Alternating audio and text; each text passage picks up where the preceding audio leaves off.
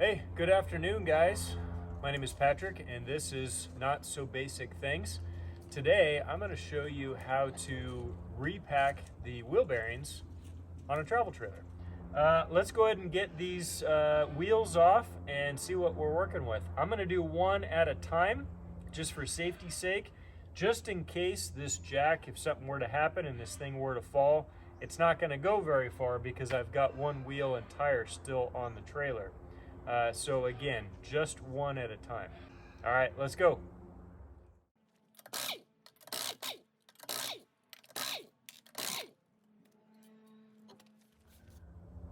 Okay, so now we've got access to the drum. What we've got to do is we've got to take this dust cap off, and once we do that, we'll be able to get the cotter pin out and the castle nut and get this drum off so that we can get those bearings out. So there's lots of ways to get these dust caps off, but honestly, just a couple taps with a hammer on that flat spot that's probably already there, it'll come right out. Right here is our cotter pin, and it's folded over. So what we're going to do is we're going to bend it back straight again. We can give it a couple of taps, that'll knock it out. Then you can grab it with side cutters and then use it to pry that cotter pin right out. Ideally, you're not going to reuse this. So before you do this job, make sure that you've got a fresh cotter pin in addition to having a brand new seal. I'll talk about that more here in a second. We'll set those aside. We've got some adjustable pliers here. I'm going to grab the nut. Typically, this is going to be not that tight, maybe even loose. I'll talk about that more when we go to put it back together and why it's important to get this adjusted correctly. So we're just going to unscrew this castle nut. By the way, in case any of you are wondering why they call it a castle nut, it's because it looks like a castle. There you go. Set that in our dust cap. So now we can see our outer bearing, and if I just take and pull on the drum and kind of move it around a little bit, that outer bearing is going to come out really easily. So keep in mind, most of the time you're going to have a washer too, so don't misplace that. Okay, now at this point, the drum will come right off. Now what we can see here is this seal. In order to get the inner bearing out, we've got to get this seal out of here. So I've got a seal puller. You don't have to get one of these, but I'll tell you, this makes it really, really easy. You can pick these up at an auto parts store probably for not a lot of money. If you don't have one, a screwdriver, even a wooden drift or a dowel that is big enough, bigger than the inside of this bearing, you can actually come in from this side. Again, it's got to be bigger than the hole in this bearing, and you can tap on that with a hammer and it'll actually push that seal out. Another way to do it is once you get this outer bearing out of there, you can put this castle nut back on there, slide the drum forward, and use the castle nut up against the side of that inner bearing and just give that thing a couple of whacks and it'll pull the seal right out. There's only one problem. This nut is too big to go through here. Otherwise, I would have done that. But that is also a good way to do it. So seal puller, really nice tool. I'm just going to set that up here. I'm going to give this a couple whacks with the hammer. And it's just that easy. And there is our inner bearing. So with these things out, let's get them clean. What I'm using to clean this with is something called brake cleaner. It works really, really well. This is nasty stuff, guys. So if you're going to use this, which it does work really good, so I recommend that you do, but make sure you collect all of it because you just don't want this going out on the ground or anything like that. You want to collect it and then you can dispose of it properly. Before we go spraying anything down though, we're going to get as much of that grease and yuck off of there just with some of these disposable towels. And then once you get it more or less clean, you can use the yuck in here to break loose this grease so that we can start to get them clean. Okay? So I'm just going to put them in here. I'm going to shake them around. And as you do that, you will see that grease start to break loose and loosen up. I know what you're thinking. Why are you putting a bearing in the gross stuff that you sprayed off? Yeah, this stuff's gross, but it works really good for breaking the grease loose on this and start getting it clean. Now I'm gonna spray this down with clean brake cleaner before I get done, but just to get some of the gross out of there, this works really great. See, look at that, okay? Okay, we've got that pretty clean. I'm gonna go ahead and rinse it off with some fresh brake clean. And there we have a clean bearing. Now you got this thing clean, take a look at the rollers and make sure that they look okay. Now, what does okay mean? All right, while we're over here, let's go ahead and clean up our drum and get this thing ready. As you can see, the inside of this has got a lot of old grease in it. You want to get most of that out of there. It doesn't have to be spotless. Now I could take and wipe this out and then spray this thing down all inside and everything with brake clean, which I am going to do that a little bit, but I don't want to use any more brake clean than I have to. Number one, that stuff's not cheap. It used to be, but it's not anymore. Number two, it is really nasty stuff, so I'm going to use the brake cleaner sparingly. Okay, that's pretty good. Get a little bit of grease on the brake surface here. That's okay, we are gonna clean this before we put it back up there. But when you're ready to put this back together, you don't want any grease on this surface at all. Any grease is gonna contaminate the shoes. The brakes are not gonna work as well as they should. So again, I'll set down a towel and we'll set this here. This is a fun little contraption. So this is a way to repack wheel bearings. The way this works, and by the way, I picked this up on Amazon. It was $15. What you do, you can see we've got a grease fitting on the top right here. You pump grease into this until you get an inch or so in the bottom, and then you take and put your bearing in there into the cup. You want the smaller diameter side down, okay, like so. And then we take this part, and I'm just going to thread this onto this spindle that's sticking up. And that's going to center things. It doesn't have to be overly tight, okay? Now I just going to push on it. That's going to force grease up through the holes in the center of this and force that grease up around the rollers. Now it's cold today, so this grease is a little hard. So it is not very easy to do this. What I found works the best, I just put my body weight on it and I just rest there for a few seconds and it does work its way up. Okay. Just like that, you can see it has forced clean grease up through in between the cage and this inner race, which is the part that sits on the spindle, and we've got fresh grease up here, and you can also see some dirty grease that has been forced out, so that's a good thing. So I'll take this part out.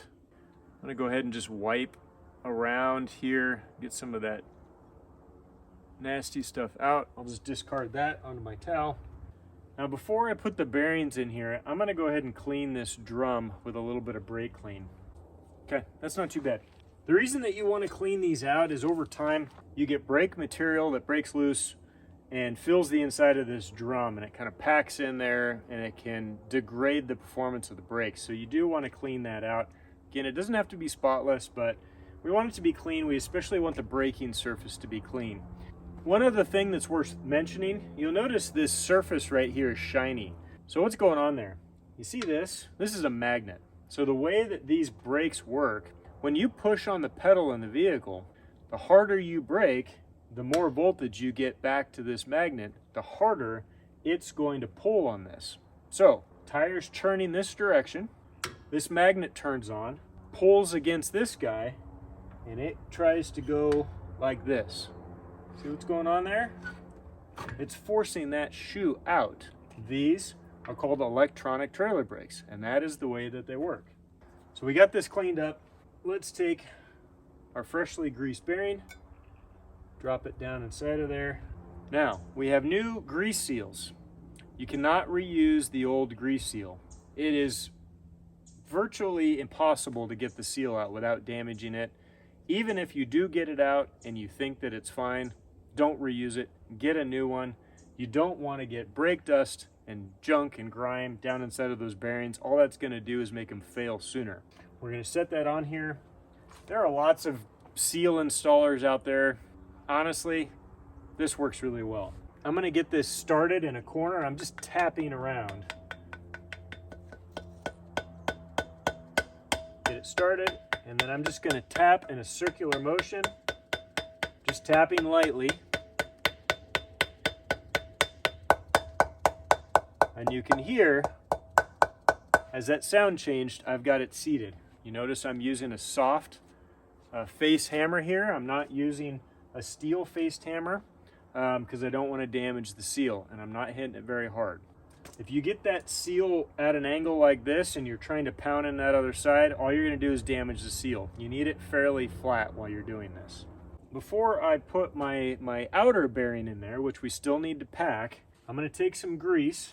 I'm just going to put it into my finger here, okay, like so, and I'm going to put some on the inside of this drum. I'm going to do this 3 or 4 times, and the reason that I'm doing that is because as this thing goes down the road, it's going to sling that grease out away from the bearing, and we want to have a little bit of extra grease in there just to encourage that grease to stay in the bearing. Now, I don't know if this works. I've been doing it this way forever. I was taught to do it this way. Just have a little bit of extra grease inside of here just to kind of help things along. So I'm putting this grease in between the inner and outer race. The race is the part the bearing rides in. Just like that. I'm gonna drop that in there. Now you can put this bearing in after you get the drum onto the assembly here. I typically drop it in the drum. It's personal preference. So the last thing, one of the last things we need to clean up this spindle, and especially wiping down sealing surface, which is back here, okay? Now what I usually like to do is I like to take and put my pan underneath here, spray this down, get as much grime and dust and junk off of here as possible. For the same reason the drum's clean and so on and so forth. I am just about out of brake clean, so I'm not gonna do that, but ideally you would. What I am gonna do, I'm going to take a clean towel, I'm going to spray a little brake clean on it, and I'm going to clean the face of this magnet. The better contact we get between our magnet and the drum, the better the brakes are going to work. So that is not a bad idea. This is ready to go. Now I'm being careful not to touch the braking surface with my greasy hands. I'm going to grab it from the outside, and we're just going to slide this on carefully because we don't want to damage that seal. Make sure the bearing doesn't fall out, and there we go. Something else that we need to clean is we need to clean this washer, and we need to clean the castle nut. I'm just going to wipe those down. I'm not going to spray them off or anything. So that's good. Probably notice that washer is not totally round in the center. It's got a flat. That corresponds with the flat that's on the spindle. That's because we don't want that washer turning up against our castle nut, which would encourage it to try to unscrew. That would not be good. It's the reason why we've got a cotter pin, and it's the reason why when you put this back on, we're going to use a brand new cotter pin, because I'm sure you're sitting there thinking, gosh, what happens if that nut comes off? That's right, tire comes off. It is pretty important that as you're putting these back together, you're doing it correctly, because if you miss something here, like forget to put the cotter pin in, this nut can come off. And if it does, you get to be one of those people you see on the side of the road with the tire from the trailer half a mile up the road. It's not good. Now I'm going to thread this nut on, and I'm going to do so just finger tight. Okay, I'm spinning this to disperse some of the grease in there, get this to break loose a little bit. Okay, now I need to set the tension on this nut. Now what I'm not going to do is I'm not going to grab a hold of this and reef down on it. If I do that, it's going to ruin these bearings. So typically what I do is I grab the front here because I really can't put a lot of torque on that nut if I do it this way, and that's what we want. This is kind of a tricky thing. You always end up in that situation where the hole through the spindle is halfway between notches. So do you back it off and go on the loose side, or do you go past and go on the tight side? The answer is it depends. If you're closer, when that thing kind of starts to snug up, if you're closer to being on the loose side, then that's probably where you should go, because if you have to go that much further, you're really putting a lot of load on those bearings, and they don't like it. If you're closer to the side where you can just tighten it just a little bit more and then you get the cotter pin, that's probably the right thing to do. So you got to use your best judgment on here. But again, if you're doing it like this, where you're just really not putting a lot of load on there, I think you're going to be fine. So I got lucky, because where this thing starts to tighten up, it happens to be exactly where the hole lines up with the slot. So I'm in good shape. Here we've got a fresh, brand new cotter pin. These things are practically free. There's no reason not to buy one while you're in the parts store picking up your seal anyway. Cotter pin, I generally drop them through from the top, just because gravity. Push that through all the way as far as it'll go, and then one side at a time, bend it all the way around. All the way around. Both sides. Just like so. Now, not a bad idea, give it a tap. Some of you may have experienced a scraping sound as you're driving down the road. It's driving you crazy. And maybe later found that it was the cotter pin scraping on the inside of the dust cap. That's the reason why I do that. There is some clearance in here, but it's not a lot. Last thing, before we put this back together, I'm just gonna wipe out the inside of the dust cap, get that old grease out of there. Okay, that's good. Now I'm gonna pump a little bit of grease inside the cap. For the same reason that I put grease in between the races, just to have a little bit of grease around should it be needed and helpful. So I'm not putting a lot in here, 4, 5, 6 pumps, just a little bit. Especially as this thing warms up and the grease starts to loosen up a little bit, it can make its way down into the bearing as it starts to disperse. So got a little bit of grease in there, and I'm just gonna tap, and that's that. All right, so go around, clean up a little bit. This thing's ready to go. There's one final thing that you should do before putting this back together, and that is make sure that the brakes are adjusted right. It's pretty easy to do.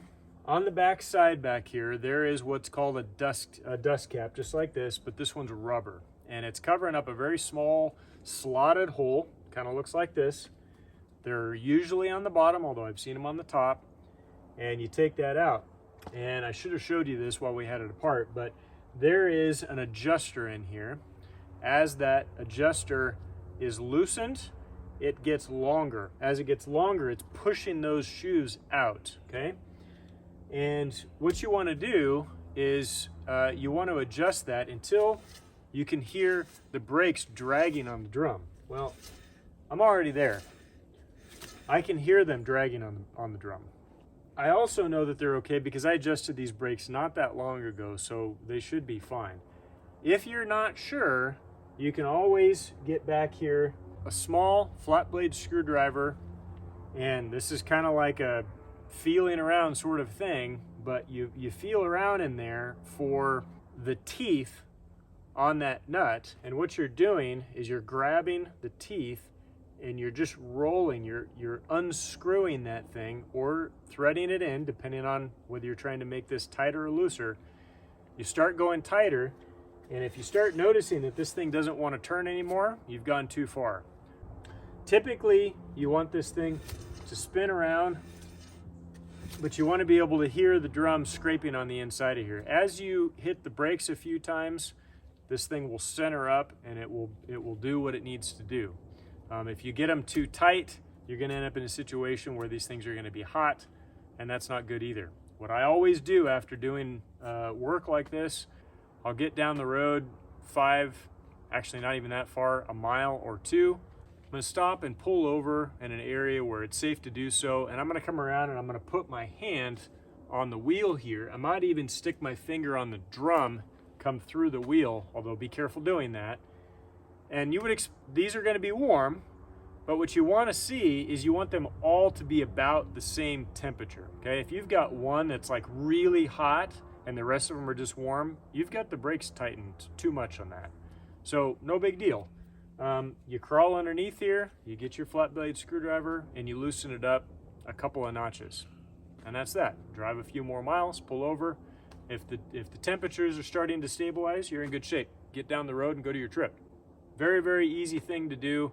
Something I highly recommend after you do this is just make sure you've got them adjusted properly. Let me show you what that looks like before we move on here. Okay, so that is the dust cap right there. So as I said, you're just gonna pop that out with a flat blade screwdriver, and then back in there, maybe an inch, is that nut that you're going to turn to loosen or tighten it up. So that's it. Okay, so once you've got that all back together, you've got the brakes adjusted correctly, or you've checked them and you know that they're fine, let's go ahead and get the wheel back on. So there's a little bit of a trick to doing this.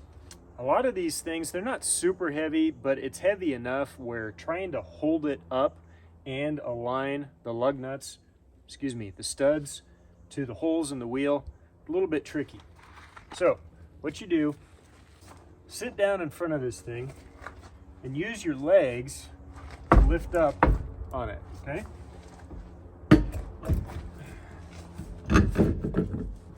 Much, much easier. We're gonna get our lug nuts started by hand. Just thread them on there, 1 or 2 threads.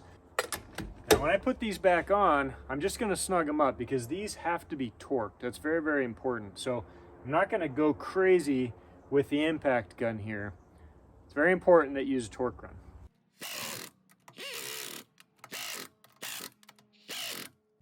Okay. And there we have it. We're now ready to do the second one. As I said before, make sure you put this wheel back on before you do that one. You guys, if you've seen some of my other videos about this, you probably heard me say, use jack stands. Well, this is kind of like using a jack stand. With that tire on there and this one off, if the jack fails or slips out from under there or something, this thing is not going to come down on top of you because that's preventing it from happening. So that is how you repack the bearings on your trailer. I hope you found this useful. Don't forget to like and subscribe. It really, really helps. Thank you very much for watching. Take care of yourself.